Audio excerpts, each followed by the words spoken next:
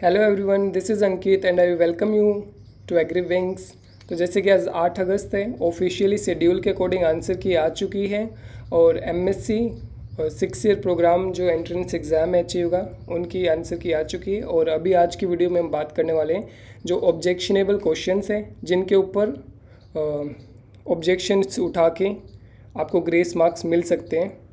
Okay तो जैसे कि आप अपने कैंडिडेट पोर्टल पे विज़िट करोगे और की ग्रीवेंसेस के आइकन पे इस पर क्लिक करने के बाद में यहाँ पे आपको बुकलेट सीरीज़, जैसे कि हम बी बुकलेट की बात कर रहे हैं, सीरीज़ सिलेक्ट करोगे।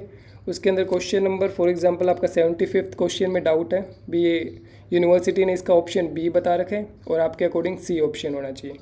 इसके अंदर आप अपने रिमार्क्स ऐड कर सकते हो, जैसे कि आपने जो बुक का रेफरेंस लिया, जैसे कि हैंडबुक ऑफ एग्रीकल्चर आपने रेफरेंस लिया आईसीआर की, इस बुक का ये एडिशन है, ये पेज नंबर है और ये इसका ऑथर है। ये सब चीज़ें आपको रिमार्क्स में ऐड करनी है और उसका पीडीएफ फॉर्म जेपीजी फॉर्म के अंदर आपको उसकी फ़ोटो अटैच करनी है। ये सेव करना है।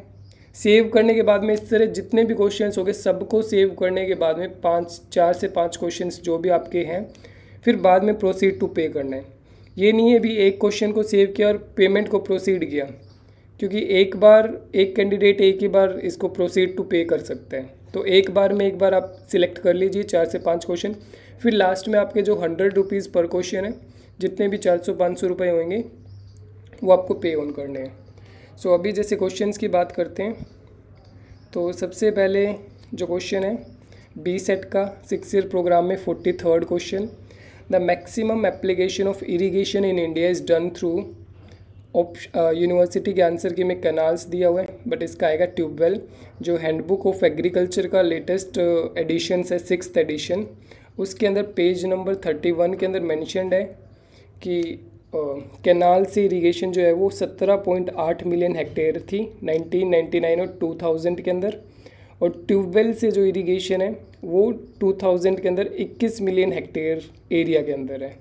तो ये सब चीज़ें, बाकी इसके अंदर ये डिफरेंट चीज़ें लिखी हुई भी बहुत अच्छे रेट के साथ 19 टाइम्स इंक्रीज़ हुआ है ट्यूबवेल का है, हालांकि जो कैनाल से इरिगेशन है वो 1.5 टाइम्स इंक्रीज़ हुआ है इनिशियल वैल्यू का। तो इस सोर्स को आप यूज़ कर सकते हो, जो हैंडबुक ऑफ एग्रीकल्चर है आईसीआर की, पेज नंबर 31 और 6th एडिशन। सो ट्यूबवेल इसका आंसर रहेगा। फिर उसके बाद में नेक्स्ट क्वेश्चन है 94th question, a spherical mirror and a thin spherical lens have each a focal length of 10 centimetre. और इसके बारे में पूछा गया भी ये मिरर और लेंस कैसा होगा। तो इसमें जो यूनिवर्सिटी ने ऑफिशियली आंसर बता रखा है वो आपका रहेगा ए ऑप्शन, बोथ कनकेव बताया हुआ है। तो इसके अंदर क्या होएगा, आपका ऑप्शन बी होएगा बोथ कन्वेक्स। ठीक है, बोथ कनकेव में क्या है अभी दिया हुआ एक स्पेरिकल मिरर है। फोकल लेंथ पॉजिटिव किसकी होती है, जब वो कन्वेक्स आपका मिरर होगा और कन्वेक्स ही आपका लेंस होगा, तब जाके इसकी फोकल लेंथ आपकी पॉजिटिव में होगी। ठीक है, तो साइन कार्टेशियन रूल्स के अकॉर्डिंग आपका ऑप्शन बी करेक्ट होगा। जैसे कि यहाँ पे लिखा हुआ है the focal length of convex lens is positive, तो कन्वेक्स लेंस की फोकल लेंथ पॉजिटिव होती है और कनकेव लेंस की नेगेटिव होती है। तो ये ऑप्शन बिल्कुल भी नहीं आएगा। लेंस की बात हो रही है तो ये, तो रेफरेंस के लिए आप एनसीईआरटी का अटैच कर सकते हो, जो आपकी सीबीएसई की एनसीईआरटी है। ठीक है, उसके बाद में तीसरा क्वेश्चन है name the instrument for use for producing electric current. अगर क्वेश्चन को इंग्लिश में पढ़ते हैं तो generator is the instrument that is use for producing the electric current. अगर इसको हिंदी में पढ़ते हैं, सर्किट में विद्युत धारा का पता लगाने के लिए कौन सी युक्ति उपयोग में ली जाती है, तो एमीटर और galvanometer are used for detecting the current. तो ये लैंग्वेज के हिसाब से क्वेश्चन डिफरेंट है, तो ये भी ऑब्जेक्शनेबल क्वेश्चन है। नेक्स्ट है sowing of maize can not be done by tractor operated implement या मशीन। तो इसके अंदर ये भी आंसर है, आंसर की के according pneumatic planter. Pneumatic planter को एचयू ने सिलेक्ट किया एज आंसर, बट इसके अंदर चीजल प्लो आंसर होगा। भी चीजल प्लो क्या होता है, एक ऑफ सीजन टिलेज इम्प्लीमेंट है जिसका सिर्फ हार्ड पैन को तोड़ने के लिए सोइल के अंदर यूज़ कर रहे हैं, और जिसकी गहराई होती है 40 to 60 सेंटीमीटर। तो इसको हम यूज़ नहीं कर सकते। भी ब्रॉडकास्टिंग में भी यूज़ करना होगा तो फार्मर कल्टीवेटर के लिए जाएगा, ठीक है। तो जैसे कि मैनुअल है HAU की एग्रोनॉमी 202 जो कॉलेज ऑफ एग्रीकल्चर की मैनुअल है, उसके अंदर ये सारे मेथड्स दिए हुए ब्रॉडकास्टिंग कर सकते हैं। ब्रॉडकास्टिंग के टाइम पे चीज़ल प्लो का फार्मर यूज़ नहीं करेगा क्योंकि बीज ज़्यादा गहराई पे चला जाएगा इसके कारण। नेक्स्ट है ड्रिलिंग मेथड। ड्रिलिंग मेथड में डिफरेंट है भी, ये जीरो टिलेज मशीन या डिफरेंट मशीन्स हैं। डिबलिंग मेथड खुरपी से कर सकते हैं। हिल सोइंग के अंदर भी कॉर्न प्लांटर्स का तो इन्होंने जिक्र किया हुआ है, बट न्यूमेटिक प्लांटर्स का अभी तक बात नहीं हुई। सोइंग बिहाइंड द कंट्री प्लो, हल के पीछे भी हो सकते हैं। तो ये सब चीज़ें इसके अंदर मैंशनड है।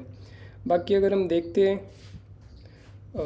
लाइक न्यूमेटिक प्लांटर क्या होता है, प्रिसीजन एग्रीकल्चर इम्प्लीमेंट है जो कि प्रोडक्टिविटी को बढ़ाने के लिए यूज़ होता है। एक्यूरेट सीडिंग के लिए यूज़ हो रही है, ठीक है। और न्यूमेटिक प्लांटर भी जो सीड है उसको सही जगह पे और जो फर्टिलाइज़र उसको सही डेप्थ पे और यूनिफॉर्म स्पेसिंग के साथ डालने के लिए न्यूमेटिक प्लांटर यूज़ होते हैं आजकल। जैसे कि हम देखें अगर फार्मर्स यूज़ कर रहे हैं like maize planting with national pneumatic planter at BJ farms, pneumatic precision planters, ठीक है। तो न्यूमेटिक प्लांटर्स का यूज़ किया जा रहा है मेज को प्लांटिंग के लिए। इसके लिए एक अच्छा सा सोर्स और ढूंढ लेंगे अभी, बट इसका आंसर चीज़ल प्लो पे आप ऑब्जेक्शन लगा सकते हो भी। इस क्वेश्चन का आंसर चीज़ल प्लो होगा क्योंकि एक ऑफ सीजन टिलेज इम्प्लीमेंट है जिसका मेनली यूज़ सिर्फ हार्ड पेन को तोड़ने के लिए। नेक्स्ट है ये 3 क्वेश्चंस थे basically, 4 questions. Question number 43 B set का, क्वेश्चन नंबर 94 बी सेट का, क्वेश्चन नंबर 97 बी सेट का एंड क्वेश्चन नंबर 57। तो इन 4 क्वेश्चन हैं सिर्फ जिनके ऊपर ऑब्जेक्शन उठाई जा सकती हैं। बाकी क्वेश्चंस हैं जिन पे बच्चे ऑब्जेक्शन उठाना चाह रहे हैं बट एक्चुअली में वो करेक्ट है। लाइक टेक्सचरल क्लासेस होती है 12 सोइल की, तो ये HAU ने अपनी मैनुअल में मैंशनड है। ISS सिस्टम के दौरान 12 मेन टेक्सचरल क्लासेस है सोइल की। नेक्स्ट है MSP declared for number of crops. तो कुछ बच्चे 22 करके आए बट इसका है 23 क्रॉप्स पे MSP डिक्लेयर हो चुके हैं और यही आंसर की में दिया गया है।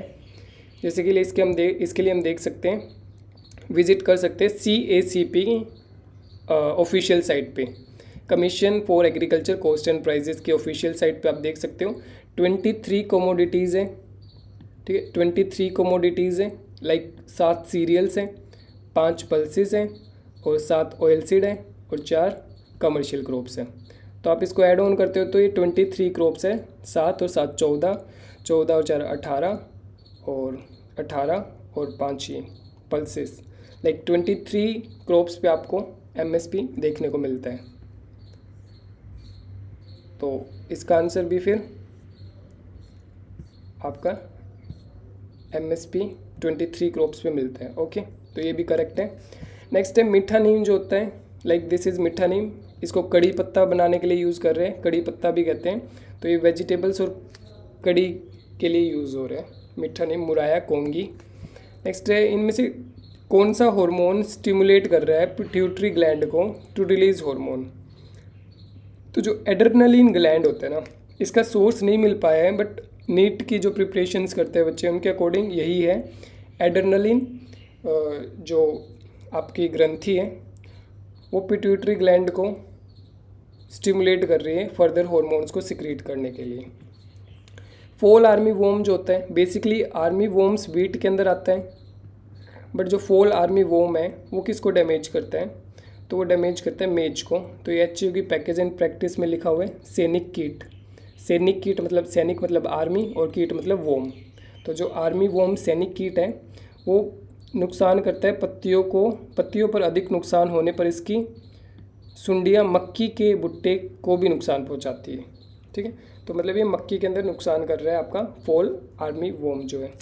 नेक्स्ट है अर्ली और लेट ब्लाइट डिजीज़ होती है, वो आपको पता होगा भी, late blight of potato, early blight of potato, यानी बेसिकली वेजिटेबल्स में आती है। तो ना ही फ्लावरिंग प्लांट्स में, ना ही पल्सेस के अंदर है और ना ही वो सीरियल्स के अंदर आ रही है, वो आती है वेजिटेबल्स के अंदर, जो कि ऑप्शन में नहीं है। तो इसका नन ऑफ दीज करेक्ट होगा, जो कि आंसर की में अगेन करेक्ट है। अगेन फिर how many soil samples from different depth at one spot are taken when a new orchid is to be planted. नया बाग बगीचा लगाने के लिए आप कितनी डेप्थ से सॉइल सैंपल लेते हो। तो ये जो फल फूल सब्जी पैकेज प्रैक्टिस है उसके पेज नंबर 2 पे दिया हुआ है। लाइक डिफरेंट डेप्थ से लिया जाता है।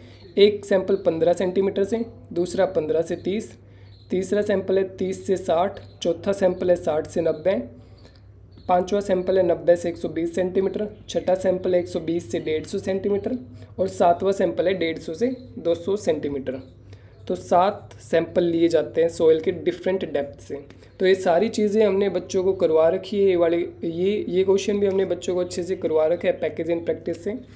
तो एग्जैक्टली यहाँ पे नहीं दिया गया है, बट पैकेज एंड प्रैक्टिस में मेंशन है कितनी डेप्थ है। तो 7 डिफरेंट डेप्थ से सैंपल लिए जाएंगे। तो ये भी आंसर की के अकॉर्डिंग सही है क्वेश्चन।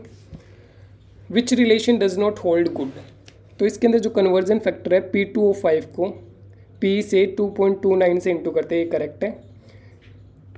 पोटाश का कन्वर्जन फैक्टर है 0.83, ठीक है 0.83। नेक्स्ट है अभी जो परसेंटेज नाइट्रोजन का कन्वर्जन फैक्टर जो दिया गया है क्वेश्चन, जैसे कैन के अंदर क्या होता है 25% नाइट्रोजन प्रेजेंट होती है, यानी कि 25 किलो 100 किलो कैन के अंदर 25 किलो नाइट्रोजन मिलेगी आपको 100 किलो कैन के अंदर।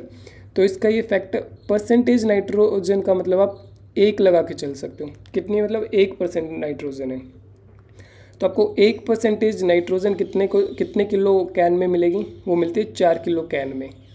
तो ये वाला भी ऑप्शन आपका करेक्ट है, ठीक है। तो मतलब 1% नाइट्रोजन जो है वो 4 किलो कैन में मिलती है। नेक्स्ट है इसका जो डी ऑप्शन है वो इनकरेक्ट है। इनकरेक्ट है मतलब क्वेश्चन में यही पूछा था कौन सा सही नहीं है, तो मतलब ऑप्शन डी सही नहीं है, ठीक है। ऑप्शन डी कैसे सही नहीं है, भी इसके अंदर आप देखो भी ZnSO4 है। पहली बात तो ZnSO4 होता है जिंक सल्फेट, ZnSO5 नहीं होता, ठीक है। एक बात तो यही गलत हो गई।